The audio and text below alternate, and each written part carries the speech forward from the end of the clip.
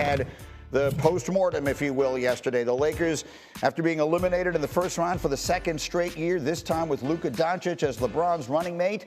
All the important people in the franchise met with the media yesterday, including Coach J.J. Redick, who pointed to improved player conditioning as a must heading into next season. I'll start with the offseason and the work that's required in an offseason to be in championship shape. And, you know, we have a ways to go as a roster. And certainly there are individuals that were in phenomenal shape. There's certainly other ones that could have been in better shape. There are certainly other ones that could have been. Other one. And is he referring to Luka in the plural? Wendy, I mean, just to clarify, there isn't any question that he is talking directly to Luka Doncic there, right?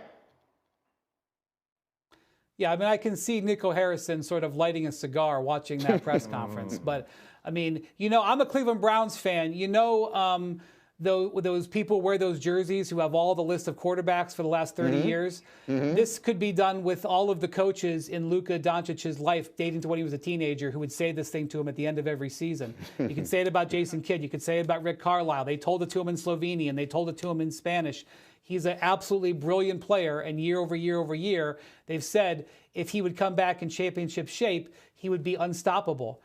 He has had off seasons where he's made strides. He's come into seasons in some better shape at times, but he's never been in what J.J. Redick just referred to as championship shape. So if he does, the Lakers are going to be incredibly the beneficiary. But again, the concept that this is the first time Luka has been told this, or that this is the first time the chips have been down, that's just not true. And the Mavericks believed he wasn't going to do it, which is one of the reasons why they traded him. This is simple for me. Accountability isn't hate. It's the price of the throne. Accountability isn't hate, it's the price of the throne. If you want to do things that other people haven't done, you have to be willing to do a lot of things that other people haven't done. We talk about championship habits. That's what J.J. Redick is talking about. LeBron James has championship habits. The habits we've seen from Luka is not of a championship player. His talent has gotten him to the Western Conference Championship, but in order for him to win an NBA championship, those habits have to adjust. He doesn't have to look much further than Nikola Jokic as an example of somebody that when he took it serious, he took it to another level. Nikola Jokic, we used to joke about the dad bod and everything else. He's a great player, but you know, physically he didn't look the part. I mean, Luka is a great player, but there are times you look at him and physically he doesn't look the part. But when Jokic took that part of his game serious, that's when he became a perennial MVP candidate and won multiple MVPs. For Luka Doncic, that's the decision that only he can make, and that's what's left. So it's not like you're asking him to do something that no one else has ever done.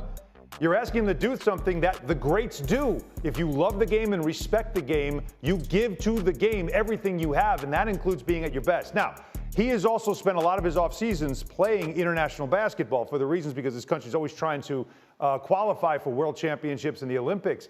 That's also got to stop. He's got to take a year, an off season where he gets his body right and he gets himself healthy. And so when he comes into a training camp, he is in shape because he did not do that going into Dallas. And that might have been the last straw. You know, it's fascinating as we're having this conversation because here's, Wendy, you set it up exactly right about Nico Harrison. The bottom line of it is Luka Doncic has whatever his priorities are. If his priorities are the international games, then who's going to tell him not all the rest of that? But here's the bottom line.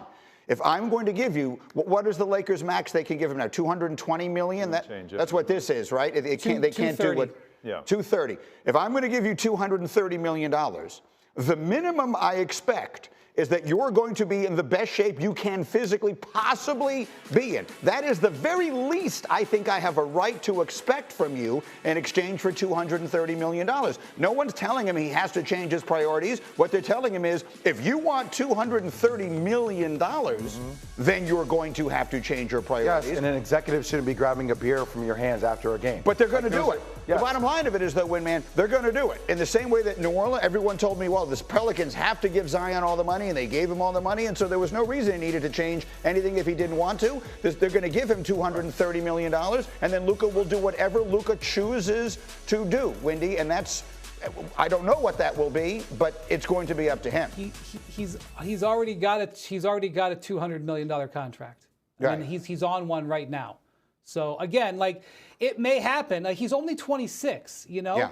but he's been a pro for a decade, and he's been a top level pro for most of that time. So yeah, if he comes back this way, it's potentially game changing. But just because the Lakers and the giant Laker fan base is saying this doesn't mean this hasn't been said to him in every form and fashion for most of his adult life. Let me ask you a question, Jay. So he just turned 26. Yes. And it's one thing to be 26 and maybe not in championship condition. But if you're 30, 31, 32, in an age where we see athletes now elongating their careers, playing deep into their 30s. I mean, LeBron is probably, he's not even a human being. So the fact that he's doing this at 40 is insane. But athletes who have these longer careers, that's because of their maniacal conditioning, right? Yes. Like, he's not going to be that at 32, 33, 34. The reason why I always get so frustrated at lines, and it's not Wendy's fault, it's what people say, that he's only 26. He has the body of a 40-year-old.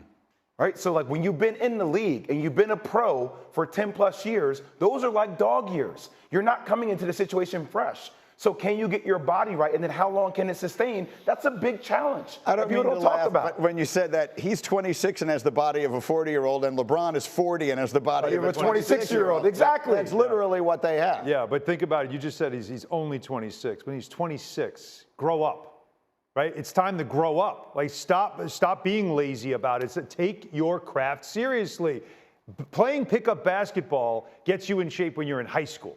It doesn't get you in shape in the NBA. And that has been proven all around the league. To me, that's all it is. It's look them in the eyes. Somebody has to and say, grow up. I think that has to be LeBron. I think the only person that really resonates is LeBron. I think what Wendy is saying is that everyone imaginable has said it before. Nico Harrison, if you're watching, you're probably enjoying the show so far. Quickly here on Get Up, Magic Johnson made all of our day yesterday. He shouted out all of us. He shouted out me. He shouted out Big Perk. He shouted out Jay Will. He shouted out Wendy. He was watching the show yesterday, and we're delighted that he enjoyed it. He referred to me, by the way, as Mike Greeny. And so I would like to announce that I'm, after the show today, going to the Department of Motor Vehicles. I'm going to change my name to Mike Greeny. If that's what he wants to call me, damn it, Magic Johnson knows better than anyone. If that's what he thinks my name should be, then that's what it's going to be. Mike Greeny. Absolutely. Okay. Has a nice ring to it. Don't you think? Well, he's Magic Johnson, for crying out loud. It's a man who has lived off of a nickname. He knows a good nickname. 8 seconds. Brunson stops on a dime. Launches. The fact that I got that much space, I had to shoot it. Oh, yeah! Jalen Brunson buries it. Knicks lead by 3. Once you got separation, then I knew it was curtains. He's at his best when his best is needed. A 40-piece for Jalen Brunson. The Knicks, they wrap up the series and move on to the second round. So what Jalen Brunson did last night is actually very rare. Going back to 1998, he's just the 4th player with a 40-point game and a late go-ahead bucket in a playoff game. The last time we saw it to clinch a series, 2019, Kawhi Leonard, legendary. He had 41 points, and that one that rattled around and in to knock out Philadelphia. The round before, it happened twice in those playoffs. Dame time, waving goodbye to OKC with the iconic 3 over Paul George. Dame had